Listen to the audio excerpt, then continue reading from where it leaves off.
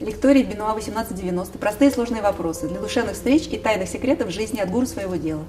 Здесь наши гости услышат, как смотрит на жизнь человек, который стал видим в обществе и который многое для него сделал. Они смогут лично задать вопрос нашему гостю и понять, как чувствует и как мыслит тот, кто занимается любимым делом, и тот, кто делится собой с другими. Первая встреча – это встреча с Николаем Копейкиным. Художник, музыкант, режиссер, создатель направления в живописи мультиреализм. Мне в детстве очень хотелось стать искусственным спутником Земли. Человеку дается самый главный подарок в виде жизни, да? Это такой сгусток вечности он дается, чтобы в этом сгустке человек почувствовал себя счастливым и радостным. Название?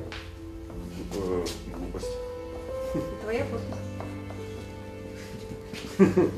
Мы ждем вас, тех, кто готов остановиться в тишине у камина Бенуа 1890 хотя бы на 1,5 часа.